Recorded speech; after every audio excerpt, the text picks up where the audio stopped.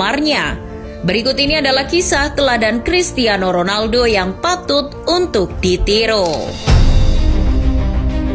Ketika wabah COVID-19 melanda dunia, ia tidak tinggal diam. Ronaldo tergerak hatinya untuk membantu sesama yang terdampak. Salah satunya adalah memotong gajinya di klub guna disumbangkan. CR7 diketahui memotong gajinya pada bulan Maret, April, Mei, dan Juni ketika masih di Juventus. Totalnya sekitar 3,8 juta pounds. Kala awal pandemi melanda, Ronaldo juga tercatat pernah bekerja sama dengan agennya, Jorge Mendes, untuk menyumbangkan kurang lebih sebesar 1 juta pounds ke rumah sakit di Portugal. Rumah sakit di Porto dan Lisbon adalah penerima sumbangan tersebut. Rumah sakit itu menerima tempat tidur dan ventilator untuk mengatasi tingginya jumlah pasien yang menderita COVID-19 di Portugal. Lalu menurut Bernardo Silva, CR7 meminta skuad Portugal untuk menyumbangkan 50% bonus kelolosan timnas Portugal dari babak kualifikasi Euro 2020 untuk membantu memerangi pandemi virus corona. Pada tahun 2011, CR7 dianugerahi sepatu emas Eropa yang diraihnya setelah mencetak 40 gol di bawah asuhan Jose Mourinho. Meskipun Los Blancos hanya bisa finish urutan kedua di La Liga dan tersingkir di semifinal Champions League. Alih-alih menyimpan penghargaan itu di ruang pialanya yang sudah penuh sesak, Ronaldo memilih menjualnya untuk kegiatan amal. Sepatu itu dilelang dan menghasilkan 1,2 juta pounds. Dana tersebut digunakan untuk membangun sejumlah sekolah di Gaza, Palestina yang dilanda konflik perang berkepanjangan. Cristiano Ronaldo juga ternyata dahulu pernah menjual salah satu trofi Ballon d'Or miliknya, tepatnya yang ia raih pada tahun 2013 silam. Trofi Ballon d'Or milik pesepak bola Portugal itu dilaporkan laku terjual mencapai 600.000 euro.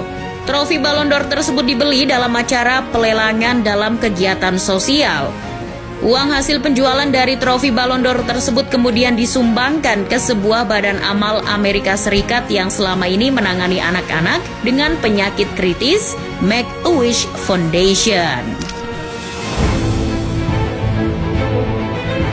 Ronaldo terus menggunakan platform globalnya sebagai kekuatan untuk memberi aksi kebaikan.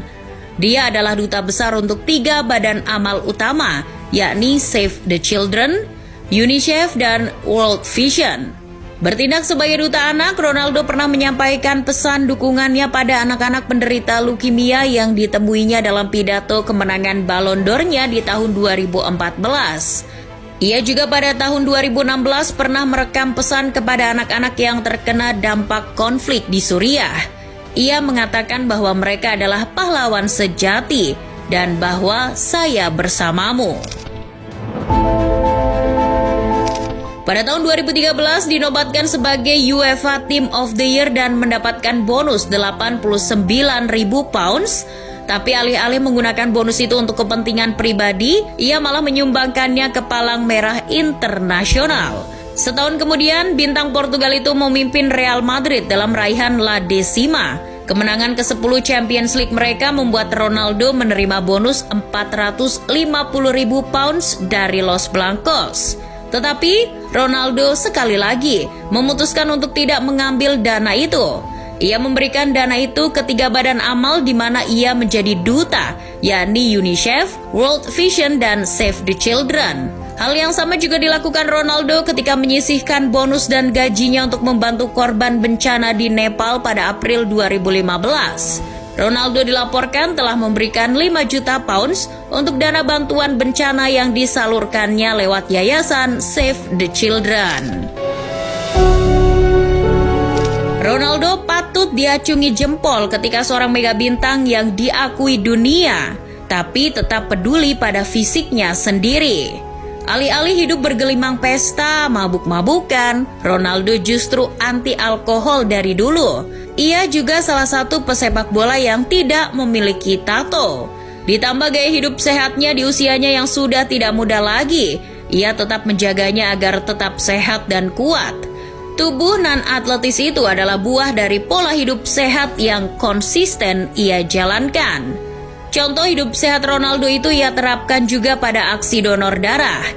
Selain kesehatan, ia juga peduli akan berbagi antar sesama. Ia sering melakukan aksi donor darah dan tak jarang selalu mengkampanyekan hal itu kepada publik. Ronaldo juga tercatat pernah menyumbangkan sumsum tulangnya setelah mantan rekan setimnya di timnas Portugal, Carlos Martins, membutuhkannya. Carlos Martins memiliki seorang putra yang membutuhkan segera donor sumsum tulang dan Ronaldo pun bersedia menjadi pendonor. Masih ingat dalam kepala ketika peristiwa tsunami melanda Aceh di 2004, Ronaldo melakukan aksi dengan mengadopsi Martunis sebagai anak angkatnya. Martunis seorang bocah Aceh yatim piatu yang ditinggal orang tua dan sanak saudaranya karena bencana tsunami. Hal lain terjadi di ibu kota Lebanon, Beirut. Penggemar Real Madrid yang bernama Haidar menjadi yatim piatu ketika orang tuanya dibunuh oleh seorang pembom bunuh diri. Setelah mendengar cerita itu, Real Madrid mengundang bocah itu ke klub dan video mengharukan muncul dari Ronaldo ketika menghibur anak muda itu. Terlihat Ronaldo yang memeluk anak muda itu saat dia menangis karena senang bertemu dengan pahlawannya.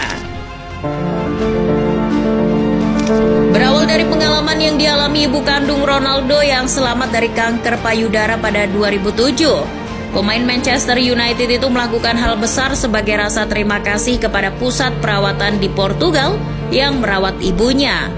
Ronaldo menyumbang pusat perawatan itu 120.000 pounds. Ronaldo juga menanggung biaya pengobatan untuk banyak pasien kanker di tempat itu.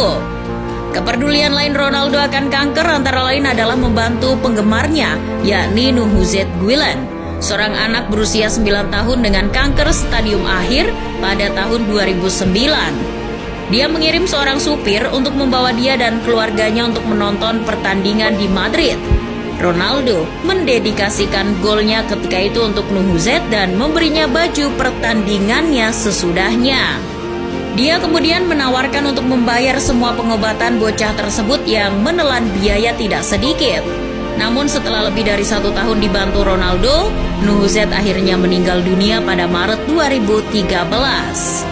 Hal lain yakni Ronaldo bersama istrinya Georgina juga pernah diam-diam membantu membayar pengobatan kanker seorang anak muda Portugis, Thomas, yang didiagnosis menderita neuroblastoma, sejenis kanker langka pada September 2019. Di luar semua itu, mungkin banyak yang tidak terlihat tindakan positif apa yang telah diperbuat Ronaldo di luar lapangan sepak bola.